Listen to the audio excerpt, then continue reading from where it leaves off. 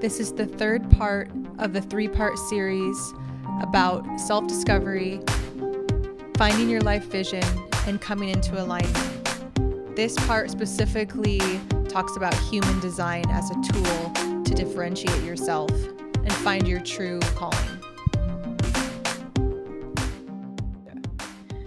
Some personality tools that Johnny and I have used in our relationship and our individual lives in the past have included the Enneagram, astrology, Myers-Briggs, a lot of these ideas.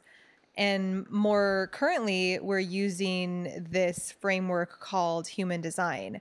And for me, human design is the best one I've come across because it gets the most in depth and it shows you who you are on a soul level. Like it's your soul imprint almost. So on this journey to find our authentic self, a vision for our life and direction, I have found human design to be one of the most helpful things I've come across. And I've become a little bit obsessed with studying it. So I'm actually at a place where I can read most people's charts pretty well. So I'm hoping that we can include chart reading in the future of our business, and helping couples kind of understand each other better and relate to each other better by using this tool. So human design is basically a combination of astrology and the chakra system, the I Ching, which is an ancient Chinese divination tool, the Kabbalah Tree of Life, which is Kabbalah is like a mystical interpretation within Judaism. Yeah, so I don't know a whole lot about it. It's kind of how energy flows in human design. They use the Kabbalah Tree of Life for that part of human design, which I'll explain later. But it also contains some more contemporary science like astrophysics and what are the other ones? I think, from what I understand, it says something about genetics. Yeah, genetics. There's a lot that goes into this. It's a super, super complex framework. It is basically taking all these ideas and then using your birth time, the date of birth and location. It tells you kind of who you are on a soul level. Some of the personality profiles are ones that you self-identify with. Like the Enneagram isn't based on when you were born. It's something you identify with and choose. Whereas things like astrology and human design are based purely just on when you were born. And then I guess others too even have, like Myers-Briggs has a test that you can take, but they're not based. So there's some that are birth time based and others that aren't. But human design is birth time based, and for some people that can feel weird. I know I've talked to people who think that the idea that when you were born has any effect on who your personality is just ridiculous, and that's fine. You know, I get that that's a weird thing to wrap your head around, and there's really no way to prove it one way or the other anyway. So if it resonates with you, it resonates with you. And I came at it with a healthy amount of skepticism. And I said, I'm not just going to take this, at face value. I'm going to make sure it actually makes sense to me. It's another thing that's a tool that can be made to serve us rather than us serving it. Yeah. I at least don't let it take on a deterministic role in my own life and tell me who I am. I kind of, if something resonates with me, I'll incorporate that. And the other stuff that I don't resonate with as much kind of just falls away. Or I just forget about it because there's so much information that I can't possibly hold it all in my brain. So I just have to choose certain things, and I end up choosing things that resonate with me the most. Yeah, human design is a super complex system, like we said. And for me, when I discovered my design, which is what they call it, it's your design, it was a huge tool in kind of deconditioning. So it's basically helping us differentiate from everyone else, because often the problem is people give advice and they say, this is how you should work. This is what you should pursue. This is how you should do it. All these blanketed kind of ideas that homogenize society and say that everybody should be doing things the same way.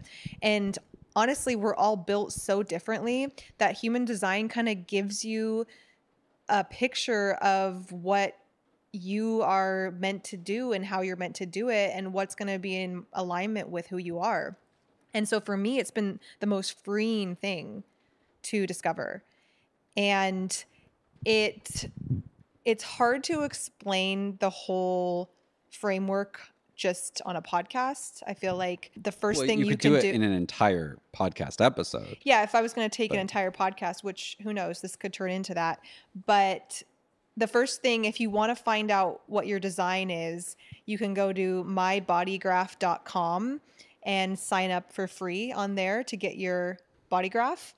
And that will, using your birth time and date and location, you'll get a picture of your body graph, which basically has the chakra system plus 2 added energy centers, which are the spleen and the identity. It's a 9-centered system rather than 7 centers, which the traditional chakras are 7. And so earlier I was talking about how energy affects us in the last part of this series, and how we need to get out of the energy field of other people in order to really see ourselves. So human design actually shows us how energy affects us and in what specific ways it affects us.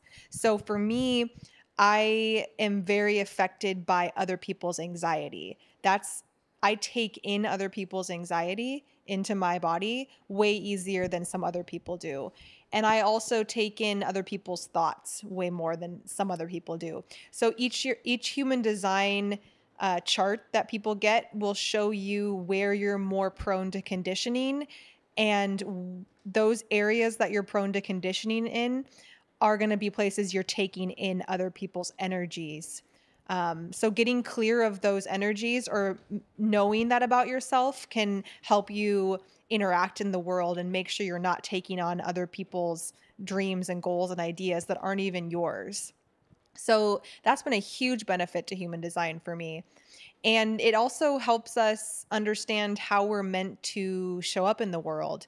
It gives us a strategy for our lives.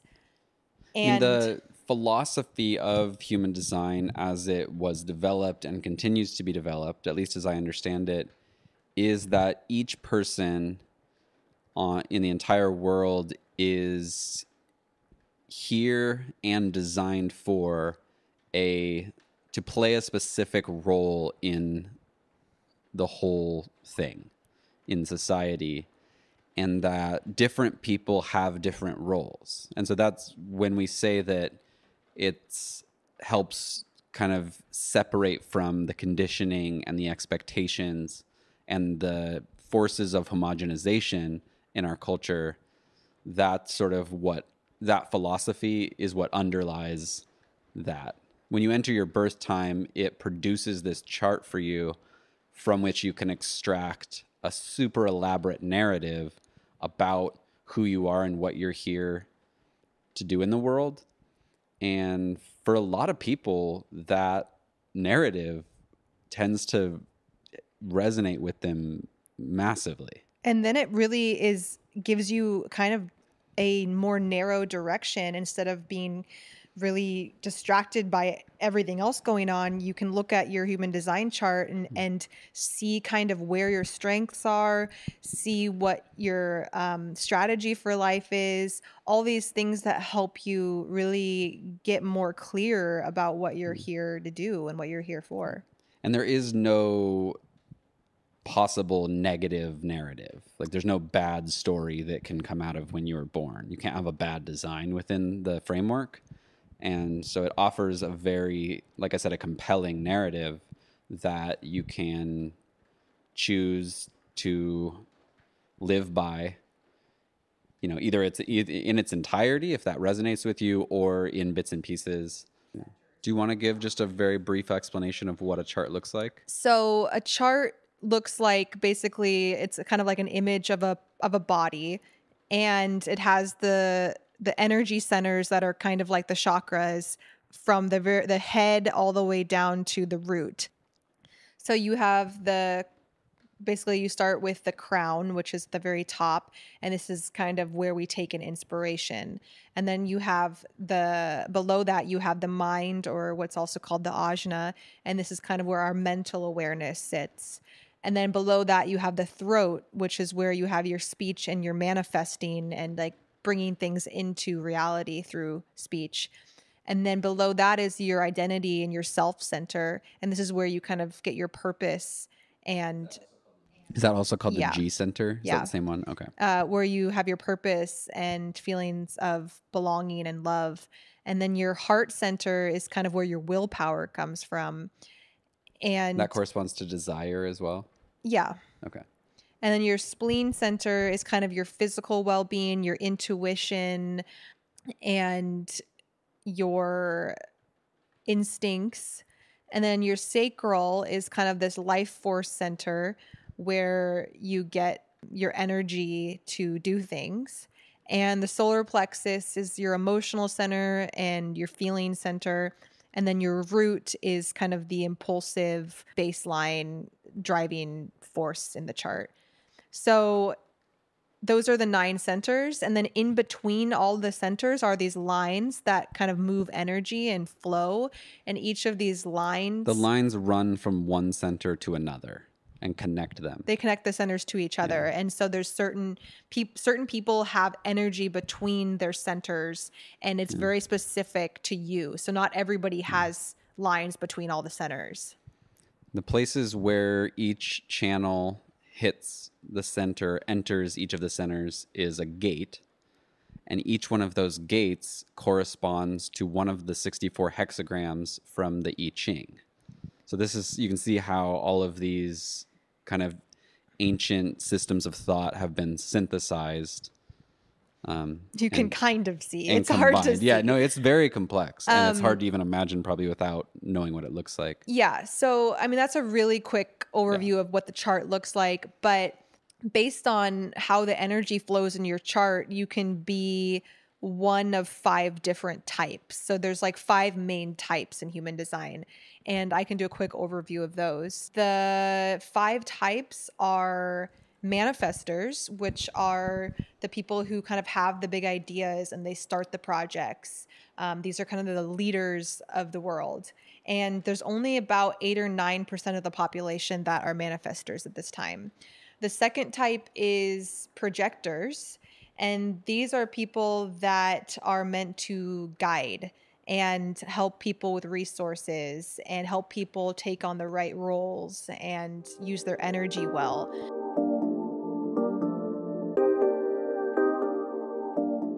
So if manifestors are the leaders, projectors are the guides.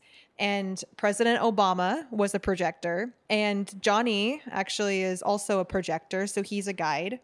The third type is a generator, which are people who need to engage their energy into work that really lights them up. And they are kind of, I don't want to call them the workhorses, but these are people who really do have the energy to go, go, go. Once they find something that lights them up, these people have the energy to do it. And manifesting generators are a side shoot, but also the 4th type of a generator. They're kind of similar, but they're a combination of a manifestor and a generator. And they're just a little bit more, they have a lot of energy just like a generator, but they tend to want to juggle a lot of things at once. So these people are going to be more all over the place, for lack of a better term. And I am a manifesting generator, so I do understand this life. And then reflectors are the final type, and they basically are a type that's meant to be the barometer of society. They're only, like 1% of the population are reflectors. And these are people who can basically reflect back to people who they are and what they're doing. And these people have a ton of wisdom. And each of the types has their own strategy for how to show up in life. So for a manifestor, their strategy is to initiate. They're kind of the type that I think a lot of people could be jealous of at first, because we all kind of just want to initiate and just go. And manifestors are the type that actually have that design, but they do need to inform everyone around them before they initiate. That's kind of part of their strategy, is to inform and then to initiate. And then projectors, they have an interesting strategy. Their strategy is to wait to be invited. So sometimes you can notice a projector that's not healthy if they are someone who's constantly trying to force their opinion on other people without having an invitation. So projectors, when they're invited to speak and when they're invited to share their wisdom, because these people are some of the most wise people, they will soar. Human design recognizes that each person has their own unique wisdom, and that wisdom is best directed in a particular type of way. It's best applied in a specific way. And again, the homogenization doesn't really have a place. As kids, or at least I feel like we're all kind of probably encouraged to be, not all of us, but a lot of us are encouraged to be kind of manifestor types, like you said. Or generator types. Or generators who just go out there and work. So projectors and reflectors, I think, might have the hardest time in society with their strategy. But when they respond to their strategy, they find a lot less resistance in life. That's the idea, is that when you live according to your correct strategy, you will encounter the least amount of resistance. And the guy who first synthesized all these ideas, I think he said, the human design is not necessarily something to believe in. It's something to try out and see if it works for you. Yeah. He's like, here's an idea of how based on all these ideas, here's how you will encounter the least amount of resistance. Try it out and see how life goes. Yeah. So then, the projectors are waiting for an invitation. That's their strategy. And then the manifestors are initiating and informing. And generators are basically waiting for something to respond to. So something comes up and they can say, does this light me up or not? And kind of they get a yes or a no, and then they can just put their energy into it and go. But they need something to respond to. They don't initiate as much as a manifestor does. But a manifesting generator is this type that is basically a manifestor in waiting. So they can initiate, but they need something to respond to first. So they have kind of like a two-part thing going on. So they wait for something to respond to, then they can respond to it, and they can initiate and manifest stuff, but they also can get their feet wet and then decide they don't want to do that thing. So they can go into something and then back out of something, whereas generators are more likely to choose something and then go for it. So you can see these people in society. You can see people who choose something and then they're in and they're doing it. That tends to be generators. Manifesting generators, you can see them trying so many different things, which is definitely my life. I will say that it's tempting to listen to the descriptions of the different types and think, oh, I'm definitely that one. But again, like I said, it's not something that you choose. It's based purely on your birth time. And often the type is a little bit surprising. And at least, I know a number of people for whom their type has been they thought they were, one of our friends thought he was definitely not one, but could be some others. And then he was the one that he least suspected. But as the system is like a strategy or an experiment, he's, begun to experiment with that and see how that plays out. So, and then the last type is reflectors. And reflectors, their strategy is actually to wait an entire lunar cycle, which sounds probably pretty weird to people. One of my best friends is a reflector, and we've been talking about how to go about this strategy with her.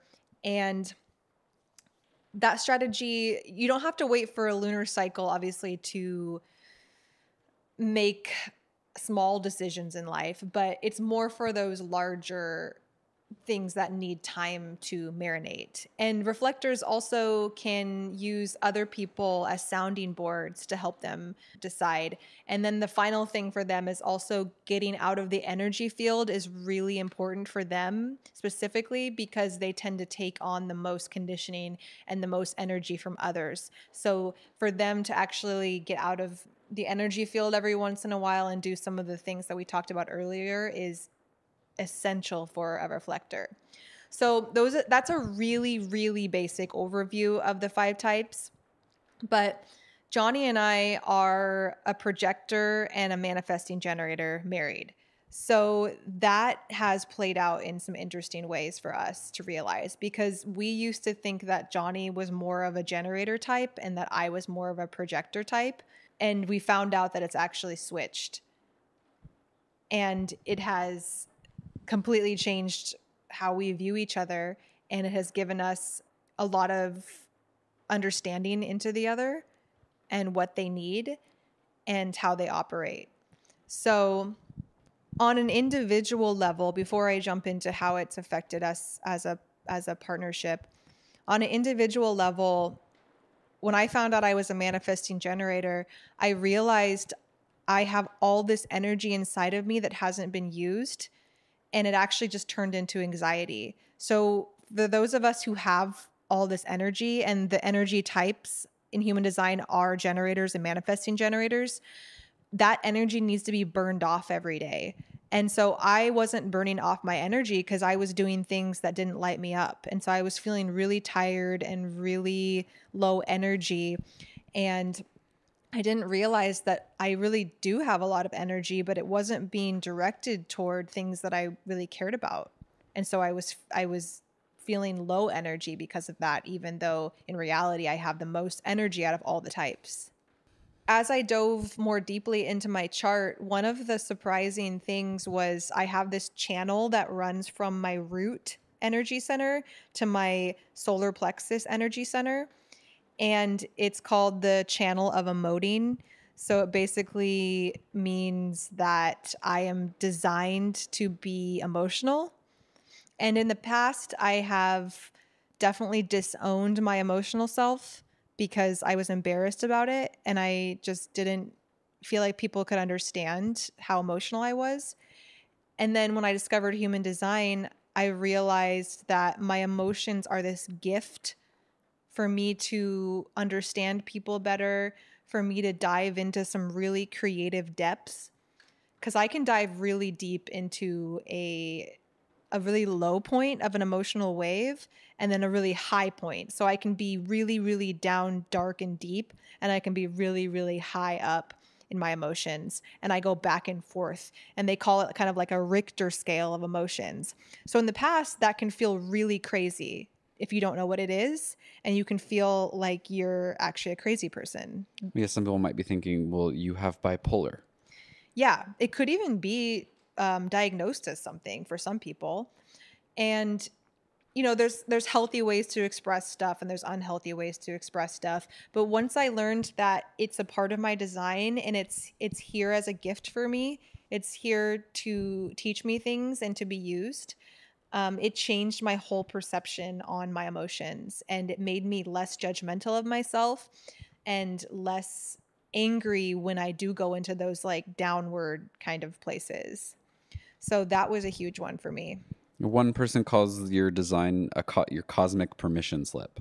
Cosmic permission slip. To be yes. exactly who you are and not what anyone else thinks you should be. It doesn't judge things. Like I said, every possible combination of things in your chart is a good combination. Yeah.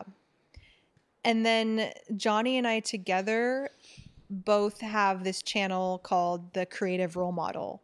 So there's a few things that we share in our charts that, help us have direction and show us like where our strengths are together as a couple, and also how we enhance one another and like the interaction of our charts with each other and how that plays out.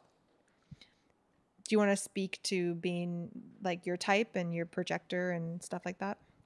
Yeah, so the things that have resonated with me most, projectors are thought of as people who are good at looking at systems and understanding the interconnected pieces of things and seeing how those systems can kind of operate most efficiently. That sort of underlies the idea that projectors are here to be the guides of society. And I definitely resonate with that. I've always been fascinated by systems and wanted to understand how things work.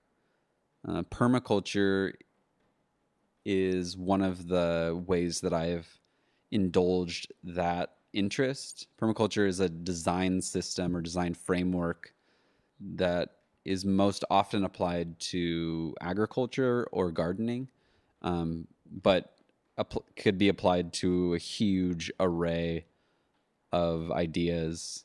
And maybe at some point I'll actually talk more about how I've applied permaculture to our relationship. I've thought a lot about that. Yeah. And so that fascination with systems is definitely something I relate to. For the projector's strategy is to wait to be invited. And the idea is that for a projector to go into places and offer that guidance where they're not invited, that they will encounter resistance. And boy, is that the case.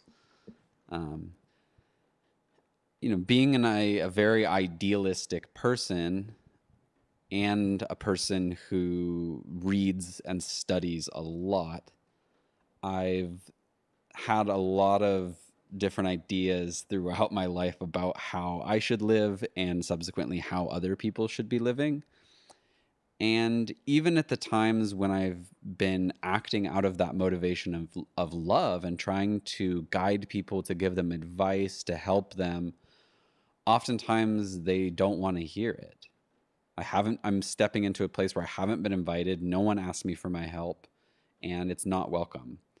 And yeah, so the projector is a non-energy being, and a lot of the information out there, a lot of the people who interpret human design and the original sort of synthesizer of all this information talk about projectors as doing best when they work in short bursts. And I can certainly relate to that. I've worked plenty of jobs where I had to keep going for hours and hours and hours and hours. And I tend to burn out really quickly. They're not built for the 9 to 5. Yeah. And looking back, again, like this system sort of presents this Mad Lib with these blanks for my brain, for my subconscious to fill in. And I can look back into my past and find a lot of evidence for this, to explain this projector type. I've said before that my experience in school was that it was super easy for me just because of naturally having a good rote memory. So I was lucky in that with very, very little effort, I was able to, get really good grades. But looking back, I always did the bare minimum that I could to get an A. And I basically was able to break down school into a system, figure out what exactly I needed to do to get the grade that I wanted, and then just do the bare minimum to get that grade, and that was it. The rest of the time I was going to go skate or snowboard or do my own thing. And so I've always taken the kind of laziest path. I was just fortunate enough to be blessed with a good memory and an ability to pass tests easily. And for me, it just so happens that the way that school works fits with my natural capabilities, but for a lot of people, school doesn't work with the way their brain works. And it can end up being an incredibly frustrating experience it was frustrating for me too, just in that I would rather have been snowboarding the whole time. There's so much more to it. You also are given a profile, which correspond to the different lines from an Ichim hexagram. So again, it gets very complicated. Well, the profile can be explained more simply as, whereas your strategy is just kind of a quick, like, my strategy is to respond to something, and Johnny's strategy is to wait for an invitation. Whereas our profiles are kind of our personality, or how we do that in the world. Your style. It's our style. And then you also get something called an incarnation cross, which is actually your life purpose kind of boiled down. Yeah. Which is pretty crazy. And there are 100 other things I could say about human design. Yeah. But the point of mentioning it is that I think it's a really important tool, and it takes a while to understand it and dive into all its details, but I think it's really a beneficial thing for people who are feeling kind of lost with who they are and not really feeling connected to who they are and what they're doing. Human design kind of gives you the framework for understanding where your gifts already are and where the energy is already flowing, so that you can tap into it. Yeah. And at the very least, it's been a lot of fun. I love human design. Too. I love it. Yeah, it's a fun thing to look at. No matter what for people that ascribe to a more kind of scientific worldview, it might not make any sense. But who knows? Yeah, again, it's one of those things where there's no way to prove it wrong or right. It's there. It's a tool. It's available to use, and it resonates with nice. me it's a fun. lot. And in our relationship, it has definitely helped us.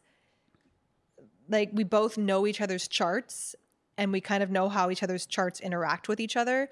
So it has changed the way we look at one another, and it has made me more prone to treating Johnny in the way that he feels most supported, because I can understand him on a level that I haven't been able to understand him before by knowing his chart. Yeah, it puts a language to some of the stuff that is otherwise maybe a bit more, kind of beyond description. And it gives you kind of a language, a bank of information to draw from. So in certain situations, you can be like, oh, that's, because of this or because of this. And not in a deterministic way of this is how you are no matter what, but in just like, oh, I can see how to best interact with you, knowing that these are your propensities, these are the things you resonate most with in your design. And sort of it then becomes what is a cosmic permission slip to you is a permission slip to me to allow you to be exactly how you want to be and interact with you accordingly. Yeah. And it helps with, like, knowing that you're a projector and that you have these certain strategies and profiles and all these things. It helps me know how to interact with you day to day, and know that you're going to need some more breaks than I'm going to need, and that I'm going to need to switch from thing to thing to thing. And that's how I best operate. And just knowing these things makes us less likely to judge each other. And it's just one more way that we can create space for the other to unfold into their authentic self. So that's, that is the goal of this whole podcast. The goal of it was to kind of dive into how do we discover our vision for our relationship, our vision for our own life, and how to basically show up in the world as who we are, and how that in itself is the best way for us to reach our visions and to feel fulfillment in life. Yeah, I think any tool that we use, any resource, anything that we employ in this journey, in this adventure together, should be fun. Yeah. And so many of the different tools that we've used, whether they've been different books, different types of psychology or therapy or personality frameworks or any of these things, they've all been a lot of fun to engage with. The Artist's Way, going through that was a super fun process. It's challenging in its own way, but I have realized for myself that I'm having the most fun when I'm overcoming challenges. Yeah. That's my favorite thing to do.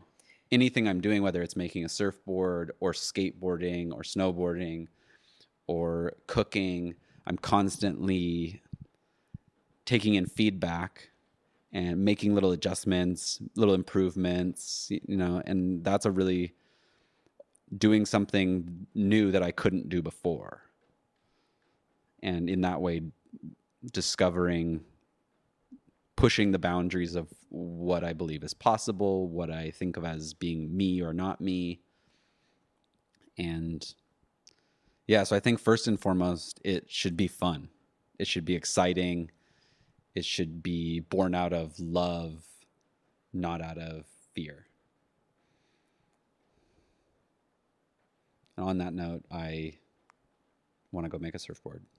Yeah, Johnny's ready to go shape his surfboard, and I need to do some pole dancing. So It's time to lay down some glass. yes. So just to close out on the human design thing, go to mybodygraph.com to get your graph and your chart. And the first thing you just want to look at is your type. Are you a manifesting generator like I am? Are you a projector like Johnny? Are you a manifester? Are you a generator? Are you a reflector? And then start reading up on the types and just start there. That's the best place to start. I'm sure we'll probably do another podcast that's even more in depth on human design because it's something that we really love and we want to use with couples in the future as a way of helping them understand each other more. So we just wanted to do a short introduction in this podcast just to get that ball rolling. And yeah, so thank you for listening to this series about how to have anything you want. Yeah, as always, if any questions arose, please send those to us. Always super curious to hear people's questions or comments, feedback. JohnnyandBailey.com. There is a place where you can fill out a contact form and you can keep it anonymous if you want to as well. Yeah, always interested to chat with real people. And if you enjoy our podcast, remember to subscribe, download the episodes, leave us a review, and most importantly, share it with friends who you think would benefit from this. This is Torches Together. Hand in hand. Signing off.